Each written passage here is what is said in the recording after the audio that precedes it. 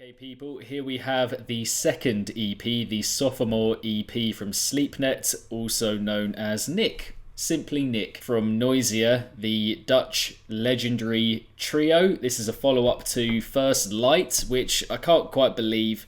The first EP from Sleepnet came out 3 years ago, over 3 years ago. We got 7 tracks again on an EP from him, and yeah, just over 27 minutes, and we're going to kick off here with the opener, which seems like just a little bit of an introduction, just over a minute long. It is called Doorway, but yeah, here we go. Sleepnet, sophomore EP.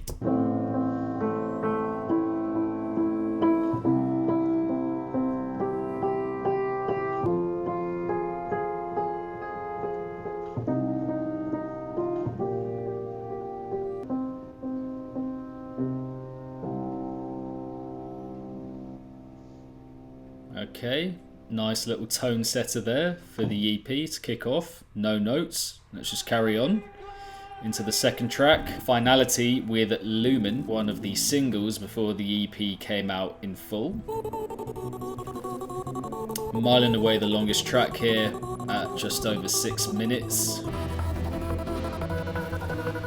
Amazing, amazing sense of tension as it layers and builds more and more.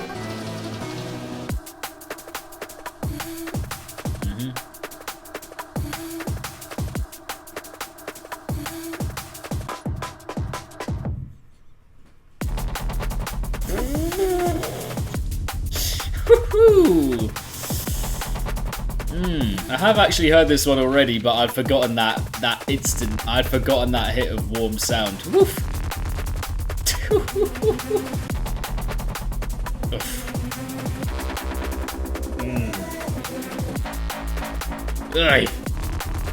Oh, it's filthy. It's filthy. It's nasty. Gravelly, gritty. Fucking hell. Ay, ay, ay, ay, ay. You know, and you can really feel it tying knots here. Ugh, just getting you a bit unsettled, a bit nervy.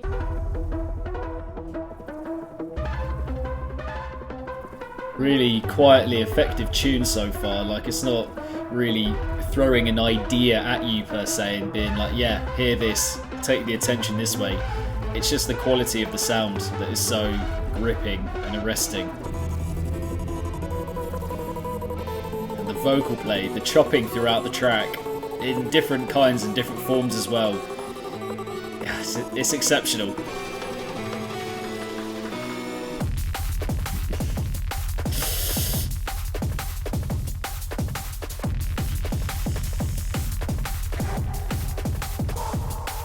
And the atmosphere of it as well, like it feels so spacious and big roomy without doing all that much ideas wise, you know, just keeping it quite simple, but it's the booming feel of the sound that keeps you locked in.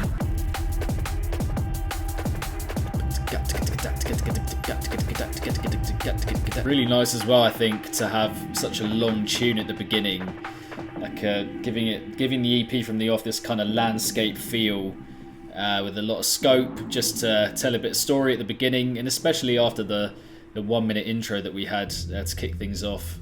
It's just well managed. There are a couple of little things. I think the second drop, heaviness wise, doesn't have quite the impact of the first drop, not quite as mean and hard hitting, but it is still there in quite a big way. It just doesn't quite have the impact of the first drop. Besides that, we just get a load of different factors here that really work. Production, vocal chopping, the production of the heaviness overall, percussion, and just the arrangement of all of that. So there isn't really one of those factors that I'm like, yeah, that one is distinctly better than that one. They're all in balance, and they're all kind of working in tandem in a really effective way to just make a very whole and full sounding tune. A re-announcement of Sleepnet at this early point in the EP, just to kind of show what he's about with this alias, you know, in case you'd forgotten after 3 years with the last EP coming out.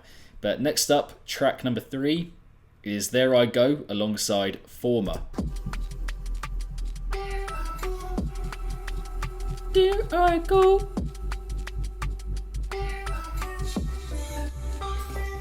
Former is definitely one of the most interesting producers in the bass scene in terms of like conceptually execution-wise, the sound usage, just really out there and distinctly different, I think.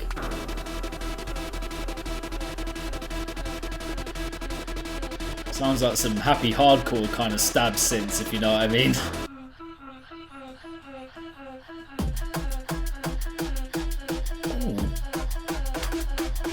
Ooh.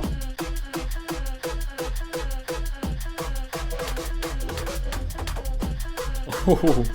Okay. Yeah, this particular sound is straight out of the Noisier remit and catalogue. This sound was on Outer Edges, their third album, Noise's third album, quite a bit.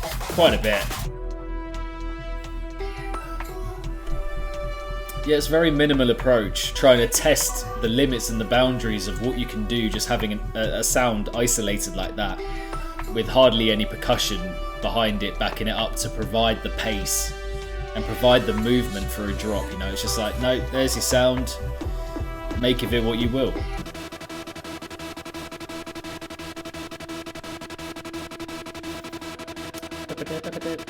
Oh, that's it. A bit of a one-drop wonder kind of situation. You had the big drawn-out introduction, the vocal making its point, making itself clear and apparent in the tune. The drop, very minimal. This is what you're getting, and this is the desired effect we're kind of trying to give you. I think there's potential for another bit of heaviness in that tune that maybe could have gone down that route and explored that a little bit more. But then at the same time, I think the one drop that we get is quite unique, so having it kind of stand alone in the middle of the track is quite cool and quite like a statement making way to go about it. Next up we have Face Dancer, interesting name, track number 4.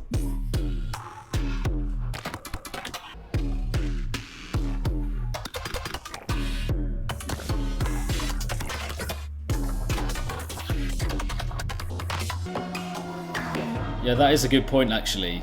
More of an abstract feel to this one compared to the predecessor.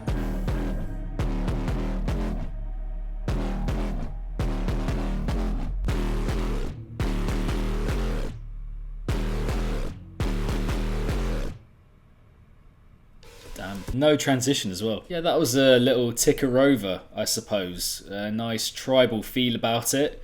Percussion great, some really good sounds in there. Again, just very immersive and atmospheric. It doesn't like strike you as having a particular idea, even though certain sounds are repeated quite effectively, quite well. But they're not making like an idea that's bringing you back in. It's more like a midway point, just to recontextualize for the EP and bring it back in before what I imagine are going to be quite a large final 3 within the 7 of the EP that we've got here. And yes, someone mentioned in the chat, just got a bit of an abstract feel about it, and that is like the kind of epitome of this EP so far in the abstract approach compared with its predecessor. Next up we have Lapse, track number 5. This is another one of the pre-released singles, which I have heard before, and I do like it quite a bit, not gonna lie. Oh, this one, it's frenetic as shit.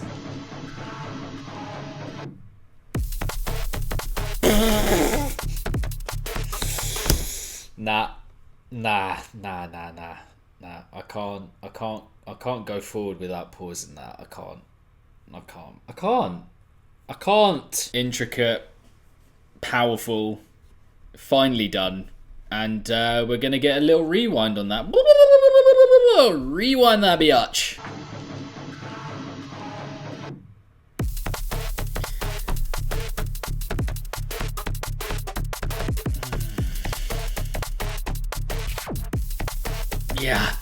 Yeah, for sure. That little background hovering over the top.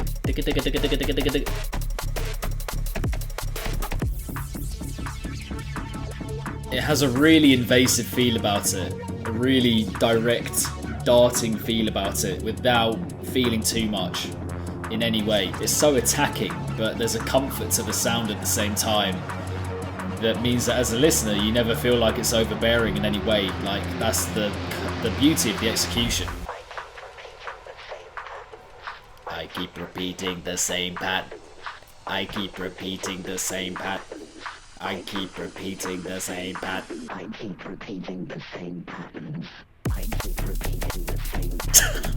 I keep repeating the same pattern. I keep repeating the same pattern. I keep repeating the same pattern. Oh man, this one's properly getting me going. This one. I keep repeating the same pattern. I keep repeating the same patterns. I keep repeating the same pattern. You know how the vocal there, just given that slight bit of angst, that slight bit of worry, just to make it that bit more relatable, do you know what I mean? Ah! Fucking hell! Oh, it sounds so good, man. The same thing, the same thing, the same thing, the same thing. I want the same thing, the same thing, the same thing. Just a fantastic track, again, without like really shoving ideas in your face and being like uber creative. It's just simple ideas executed so well, with a load of flourish and kind of garnish to go with that. The vocal sample, I keep repeating the same patterns. The whole structure of the track, the arrangement of the tune, the movement that we get that is so smooth from one section to another. The moments of impact hit so hard across the board with that tune. Just can't really fault it. And I've heard it 3 times now or 4 times now, including that one, and it's just got better and better as I've heard it each time, which doesn't happen that often. Can't fault it from section to section, pretty much. But yeah, next up, penultimately here, track number 6, we have Surrender, again with Lumen.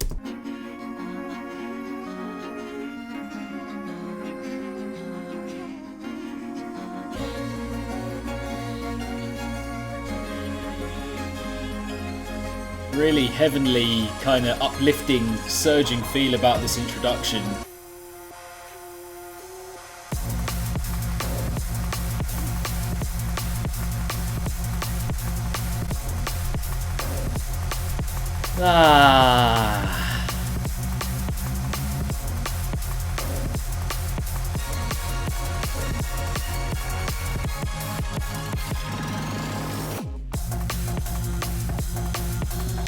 It's just so warm, the feeling, the sound overall, it's just got such a comforting, blanket-like feel to it, you know? But subtle, that's the important word. That is the important word.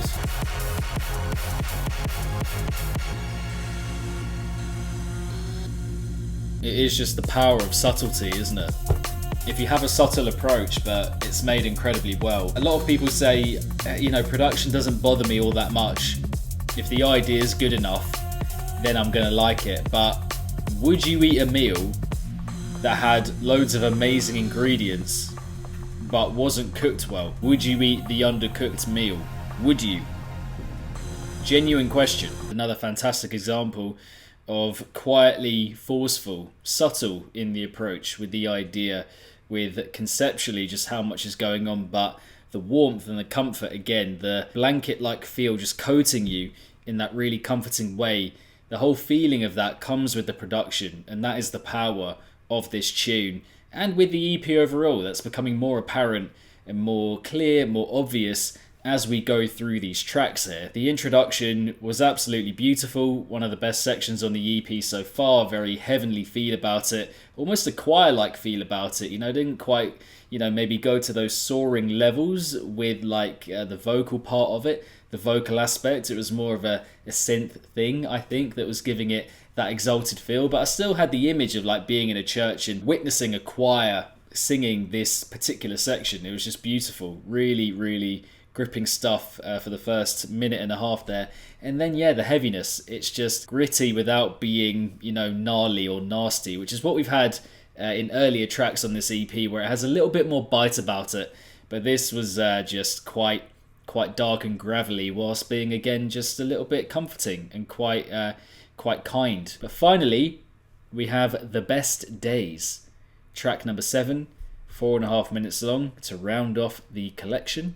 Let's get it. Again, with this uncomfortable vocal play, man, honestly, it just gets you, doesn't it? It leaves you like unsettled, a bit unnerved. Again, with this church-like feel. Just beautiful, stunning.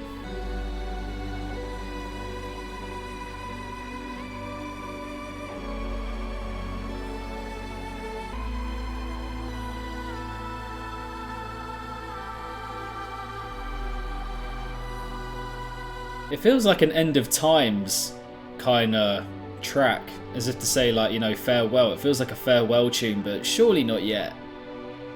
Surely not yet.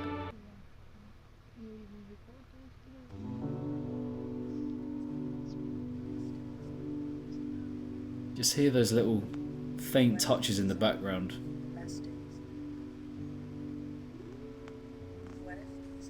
I mean, I'm feeling a bit moved by that, actually. Definitely struck me as like a bit of a farewell tune.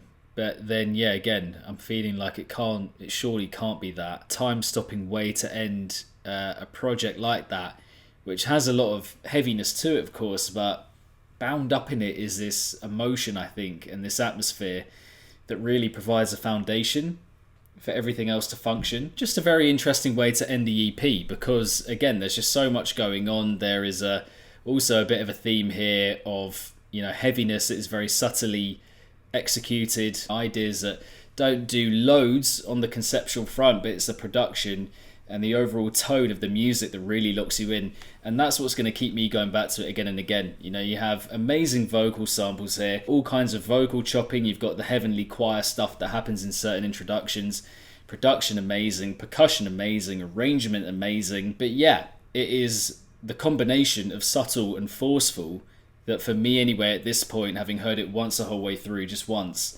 is like really making me want to go back to it again and again. For sure, a little bit more abstract and a little bit more off kilter, I think, conceptually. Not quite as star-studded with the ideas and the drops we get here. But that means that the production, the power of the production, becomes more apparent and shines more, rings true more, makes itself more available. And that is a massive part of his aesthetic that can't be ignored. It just can't be ignored. Definitely one of the best EPs I've heard so far this year. There have been a few, but this is definitely going to be up there. 2 by Sleepnet. First listen coverage. There we go.